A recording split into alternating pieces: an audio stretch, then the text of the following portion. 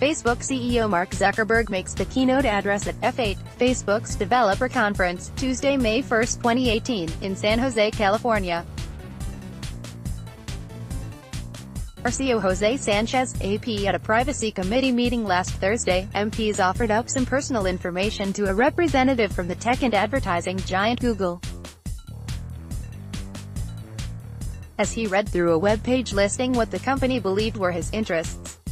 Liberal MP Nathaniel Erskine-Smith disputed the idea that he liked walking, running, as Google had inferred from his online habits.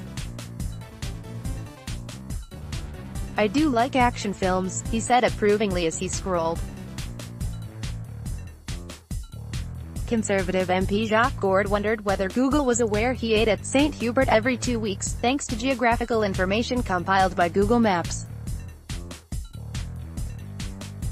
Whether that information is indeed on Google's servers, it is now preserved for posterity on the parliamentary record. The committee is investigating the breach of Facebook data in the Cambridge Analytica controversy, in which British political consulting firm hoovered up information from 87 million of the social media platform's user accounts. In the wake of that scandal, MPs last week pressed Colin McKay, the head of government relations for Google, about why the company doesn't offer more transparency about the data it uses to target specific ads to specific people based on their apparent interest or behavior.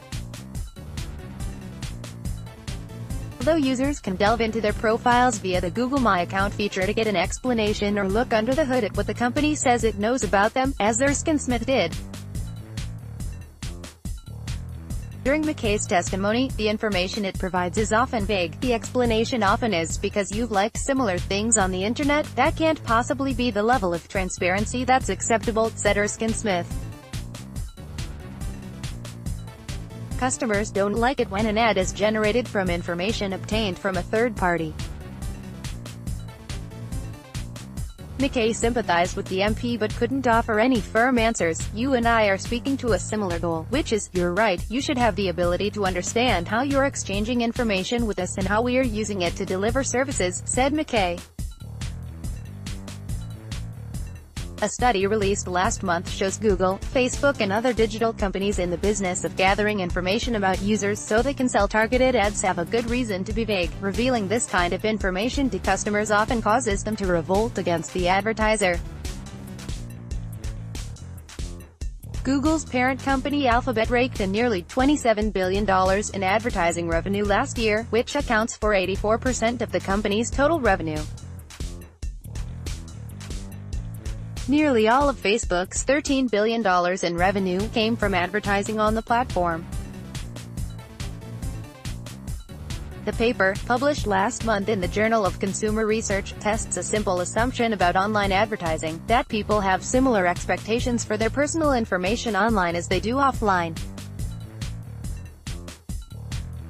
Most people would be annoyed or angered if a friend blabbed their personal information to others, and they find it vexing when someone assumes something about them, whether right or wrong, based on incomplete information. The same principles hold true for online advertisers. Customers don't like it when an ad is generated from information obtained from a third party, and they don't like it when companies make assumptions about them, rather than using information the customer provided. The study found that when these red flags are revealed to people as they see an online ad, the ad's effectiveness plummets. Showing this information reduces ad effectiveness by increasing consumers' relative concern for their privacy over their interest in the increased personalization. The study says that could be why online advertisers are reluctant to get into the specifics. The study says, conspicuous disclosure of this kind of data is uncommon and merely made available for the motivated consumer to find, and people mostly remain in the dark about the information they're sharing. A 2015 piece in the Harvard Business Review found that only 14% of people knew most web browsers share their browser history, and 25% knew their data footprint includes information on their location. A bright side in the new study for advertisers is that when users trust a platform, the effectiveness of ads goes up. Prime Minister Justin Trudeau meets with Eric Schmidt, Executive Chairman of Alphabet Inc., at the Global Progress Conference, Thursday, September 15, 2016 in Montreal. Paul Chiasson, the Canadian Press. Online advertisers have argued they're simply trying to provide ads that are relevant to the people seeing them. It's pointless to show ads about kayaking to someone afraid of the water, so the local canoe club may want to target ads to people who like other pages about the sport. But the line between personalization and creepiness is often hard to spot. In 2010, Google CEO Eric Schmidt said his company's goal was to get right up to the creepy line and not cross it. The study finds that crossing that line can undo a marketer's hard work and create backlash.